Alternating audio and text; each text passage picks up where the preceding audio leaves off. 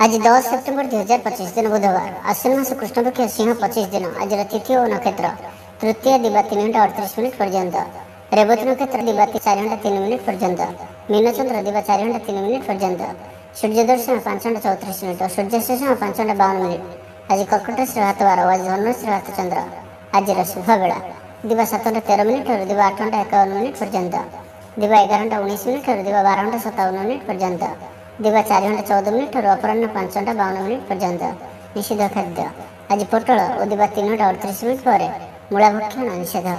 तो मेष ठारू आरंभ कर मीन राशि व्यक्ति कौन कही थाए आज आपनकर राशि कौन कही थाए आज आपनकर ग्रह नक्षत्र और आज आपन को एपरि केउ उपाय करबा आवश्यक जहा फल आज आपनकर दिनटी अत्यंत शुभ साब्यस्त हेबो। एही क्रम रे सबठार प्रथम आसंत जानिबा मेष राशि विषय रे। आज दिनटी अनुकूलता रे परिपूर्ण होई रहइबो। आज भाग्य भी आपनकर सहित ही रहइबो।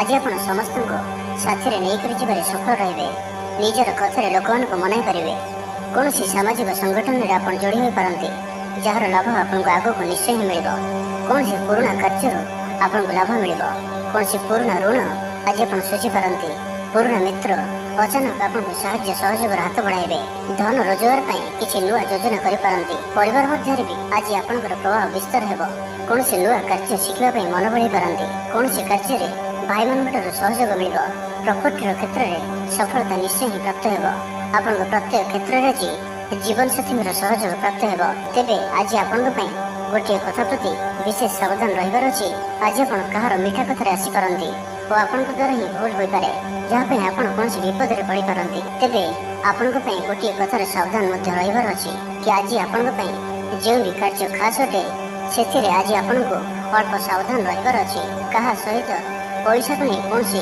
कथा दिंतु ना निवेश ठार आज आप दूरे रुहतु आखपाखे कौन व्यक्ति को पैसा सहित जड़ित कौन भी उपदेश दिंतु ना केवल एति कथार ध्यान रखार अच्छी बाकी दिनटी उत्तम रव लाइफ दिनटी शुभ दाम्पत्य जीवन भी बहुत ही भल जीवन साथी सम्मान मिल क्यारियर क्षेत्र में व्यापारी मान दिनटी सामान्य अटे चाकरी क्षेत्र में स्थिति सामान्य ही रही आज बड़ निष्पत्ति और देननेन कार्य सावधान रहतु विद्यार्थी मान आज पढ़ापढ़ी क्षेत्र में उत्तम परिणाम प्राप्त हो स्वास्थ्य ठीक ठाक रही भी सामान्य समस्या देखा दे पारे तो स्वास्थ्य सचेतन रहिले किसी समस्या रहिबो नाही।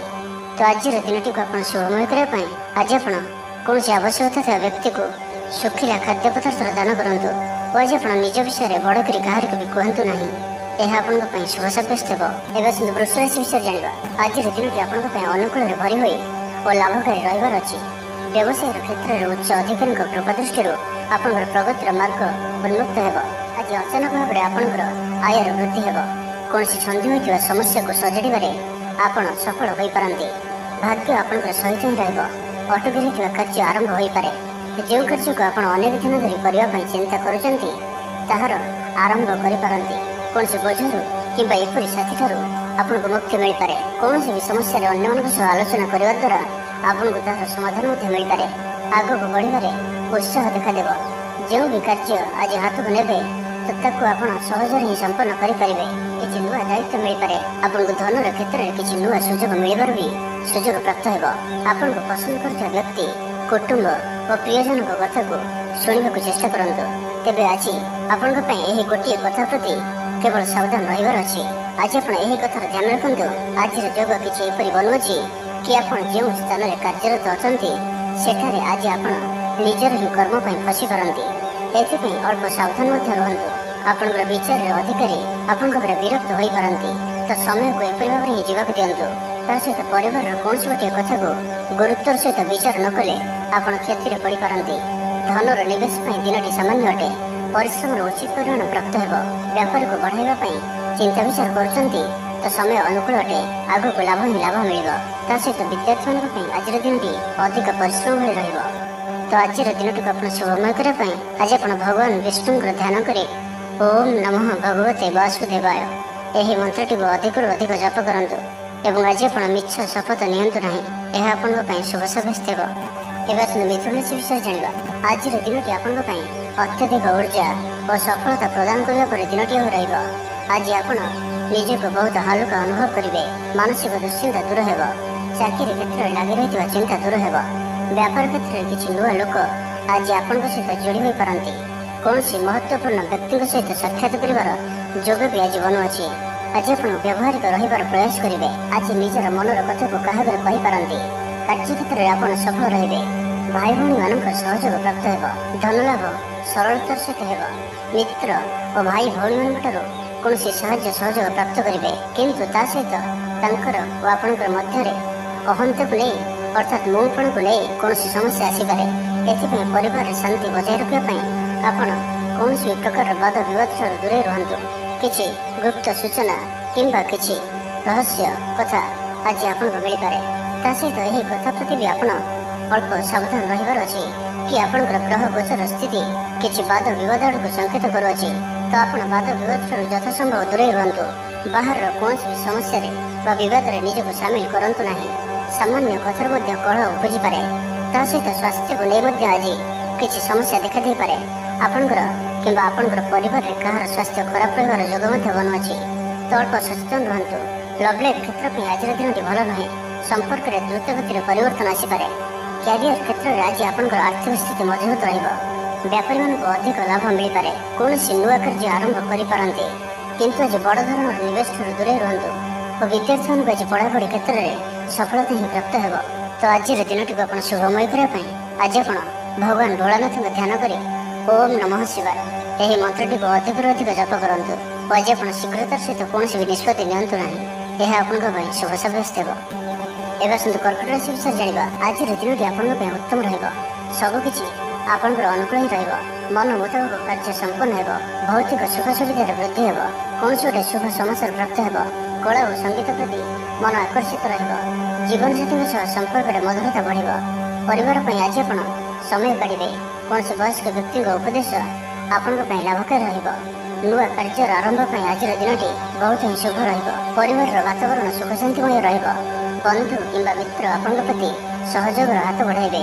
ମନରେ ପ୍ରସନ୍ନତା ବଜାୟ ରହିବ। ଅନ୍ୟମାନଙ୍କର କଥାକୁ ଆଜି ଆପଣ ଗମ୍ଭୀରତାର ସହିତ ଶୁଣିବେ। କୌଣସି ସାଙ୍ଗ କିମ୍ବା ପାର୍ଟନର ଆପଣଙ୍କୁ ସରପ୍ରାଇଜ ଦେଇପାରନ୍ତି। ଲୋକମାନେ ଆପଣଙ୍କର ଧ୍ୟାନ ତାଙ୍କ ଆଡ଼କୁ ଟାଣିବାରେ ପ୍ରୟାସ କରିବେ। ପ୍ରତ୍ୟେକ କାର୍ଯ୍ୟ ସଠିକ ସମୟରେ ପୂରଣ ହେବ। ଆଜି ନିଜର ମନର କଥାକୁ କାହା ଆଗରେ କହିପାରନ୍ତି। କାର୍ଯ୍ୟକ୍ଷେତ୍ରରେ ଆପଣ ସଫଳ ରହିବେ। ଭାଇ ଭଉଣୀମାନଙ୍କ ସହଯୋଗ ପ୍ରାପ୍ତ ହେବ। ଏଥିପାଇଁ ଆଜିର ଦିନଟି ପ୍ରାୟତଃ ସବୁ ଦୃଷ୍ଟିରୁ ଭଲ। ତେବେ ଆଜି ଆପଣଙ୍କ ପାଇଁ କେବଳ ଗୋଟିଏ କଥା ପ୍ରତି ଧ୍ୟାନ ରଖିବାର ଅଛି କି ଆଜି ଆପଣ ଆପଣଙ୍କର ରୁକ୍ଷ ସ୍ୱଭାବ ପ୍ରତି ଧ୍ୟାନ ଦିଅନ୍ତୁ। ଏହା ଆପଣଙ୍କର ସମସ୍ୟାକୁ ବଢ଼ାଇପାରେ ଓ ଆଜି କାହାକୁ ବି ଉଦ୍ଧାର ଦିଅନ୍ତୁ ନାହିଁ କି ନିଅନ୍ତୁ ନାହିଁ। ଲଭ୍ ଲାଇଫ୍ ପାଇଁ କ୍ଷେତ୍ରଟି ଭଲ। କ୍ୟାରିୟର ବିଷୟରେ କଥା ହେବା ତ ବ୍ୟାପାର କ୍ଷେତ୍ରରେ ଥିବା ବ୍ୟକ୍ତି ଆଜି ଆପଣ ସାମାନ୍ୟ ସାବଧାନ ରୁହନ୍ତୁ। ଶୀଘ୍ରତାର ସହିତ କୌଣସି ବି ନିବେଶ କରନ୍ତୁ ନାହିଁ। ଦେଣନେଣର ବ୍ୟାପାରରେ ଆଜି ଆପଣଙ୍କ ଭାଗ୍ୟ ସାଥ ଦେବ ନାହିଁ। ଏଥିପ୍ରତି ଆପଣ ସାବଧାନ ରହିବାର ଅଛି। ବିଦ୍ୟାର୍ଥୀମାନଙ୍କୁ ମଧ୍ୟ ଆଜି ଅଧିକ ପରିଶ୍ରମ କରିବାକୁ ପଡ଼ିପାରେ। ତା ସହିତ ସ୍ୱାସ୍ଥ୍ୟ ସଚେତନତାର ଆବଶ୍ୟକତା ରହିଛି। ପେଟ କିମ୍ବା ଗଳା ସମ୍ବନ୍ଧୀୟ ରୋଗର ଲକ୍ଷଣ ଦେଖାଦେଇପାରେ। ଏଥିପାଇଁ ଆଜି ଆପଣ ସ୍ୱାସ୍ଥ୍ୟର ଯତ୍ନ ନିଅନ୍ତୁ। ତ ଆଜିର ଦିନଟିକୁ ଆପଣ ଶୁଭମୟ କରିବା ପାଇଁ ଆଜି ଆପଣ କୌଣସି ଧର୍ମାନୁଷ୍ଠାନରେ କିମ୍ବା କୌଣସି ଆବଶ୍ୟକତା ଥିବା ବ୍ୟକ୍ତିକୁ କଞ୍ଚା ଚାଉଳର ଦାନ କରନ୍ତୁ ଏବଂ ଆଜି ଆପଣ ନିଜର କୌଣସି କାମକୁ ଯାହା ଆପଣ ନିଜେ ବି କରିପାରିବେ ସେପରି କିଛି କାମକୁ ଅନ୍ୟ ଦ୍ୱାରା କରନ୍ତୁ ନାହିଁ।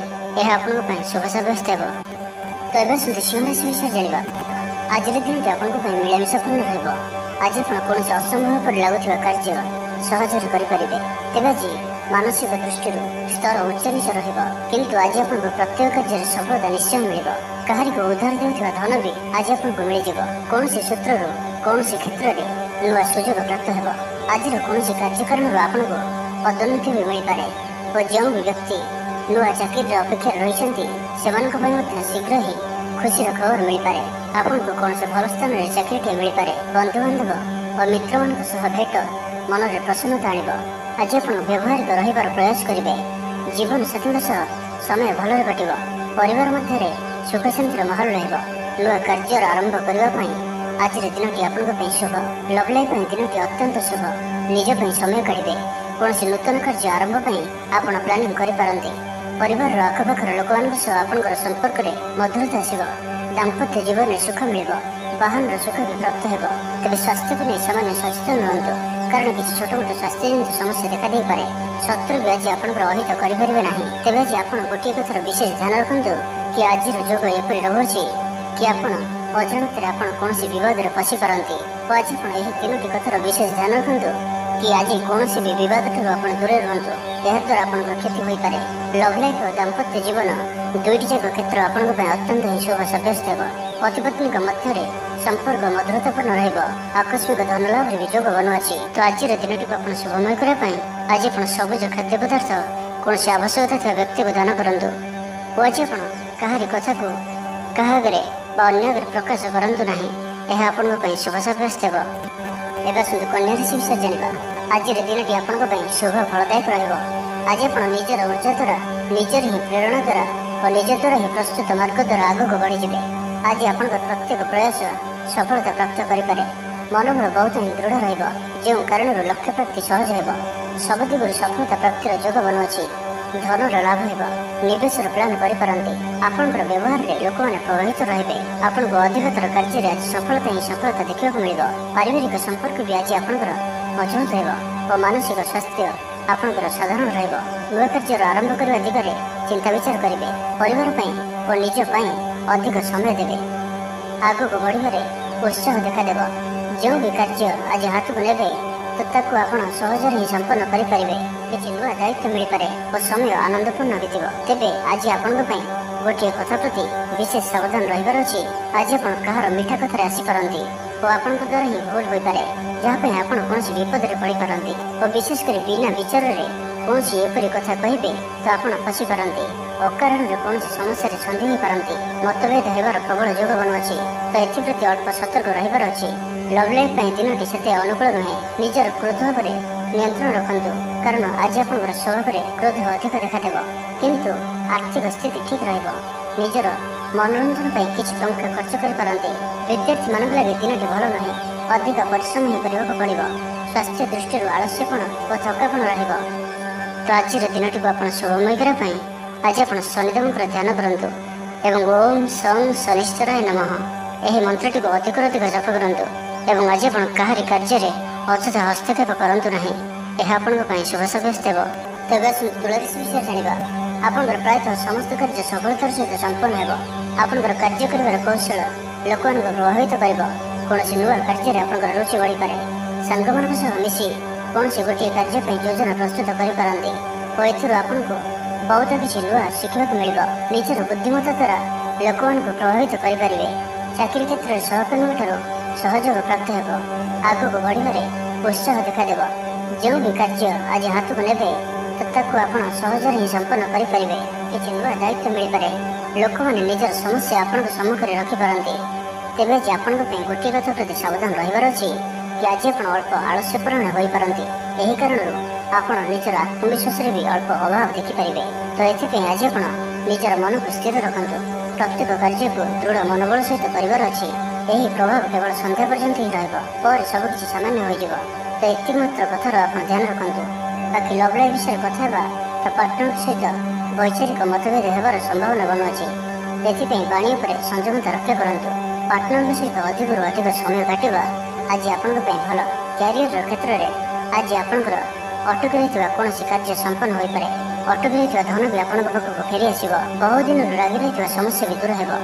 ବିଦ୍ୟାର୍ଥୀମାନଙ୍କ ପାଇଁ ଆଜି ମାନସିକ ସମସ୍ୟା ଦେଖାଦେଇପାରେ। ଅଧିକ ଚିନ୍ତିତ ରହିବେ ଓ ପ୍ରତିଟି କ୍ଷେତ୍ରରେ ଅଧିକ ପରିଶ୍ରମ କରିବାକୁ ପଡ଼ିବ। ଅଳ୍ପ ଆଳସ୍ୟ ଓ ଦିନଯାକ ନିଦ ଲାଗିବା ଭଳି ସମସ୍ୟା ଦେଖାଦେଇପାରେ। ଏଥିପାଇଁ ଆପଣ ମଝିରେ କିଛି ସମୟ ବାହାର କରି ବିଶ୍ରାମ ନିଅନ୍ତୁ ଓ ନିଜର ସ୍ୱାସ୍ଥ୍ୟର ଧ୍ୟାନ ରଖନ୍ତୁ। ତ ଆଜିର ଦିନଟିକୁ ଆପଣ ଶୁଭମୟ କରିବା ପାଇଁ ଆଜି ଆପଣ 2ଟି ଗଛରେ ଜଳ ଅର୍ପଣ କରନ୍ତୁ।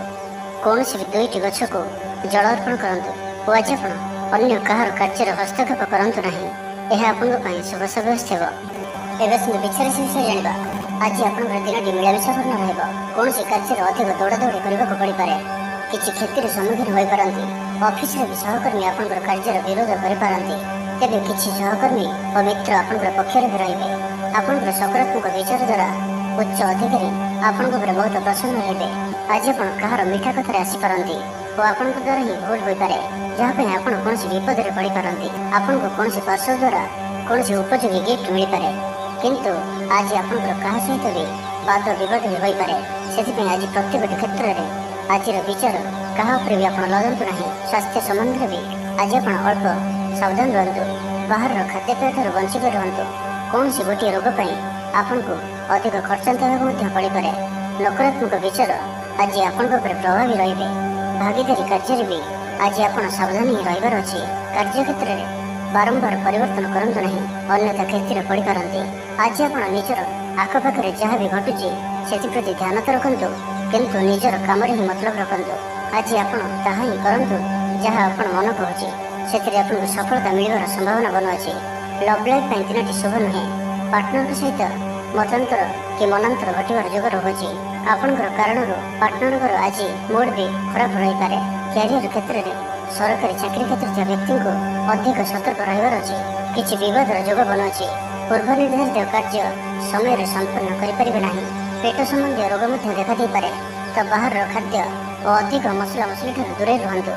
ତ ଆଜିର ଦିନଟିକୁ ଆପଣ ଶୁଭମୟ କରିବା ପାଇଁ ଆଜି ଆପଣ କୌଣସି ଆବଶ୍ୟକତା ଥିବା ବ୍ୟକ୍ତିଙ୍କୁ କିମ୍ବା କୌଣସି ଧର୍ମାନୁଷ୍ଠାନରେ ଚିନିରେ ଦାନ କରନ୍ତୁ।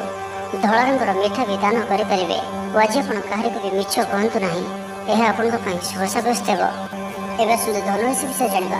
ଦୈନିକ କାର୍ଯ୍ୟରେ ପରିସ୍ଥିତି ଅନୁକୂଳ ହେବା କାରଣରୁ ଆପଣ ଆଶ୍ୱସ୍ତି ଅନୁଭବ କରିବେ। ଗୃହସ୍ଥ ଜୀବନରେ ସମସ୍ୟା ଦୂର ହେବାର ଦେଖିପାରିବେ। ସମ୍ପତ୍ତି ସମ୍ବନ୍ଧୀୟ କାମକାର୍ଯ୍ୟରେ ଆଗକୁ ସମାଧାନ ମିଳିପାରେ।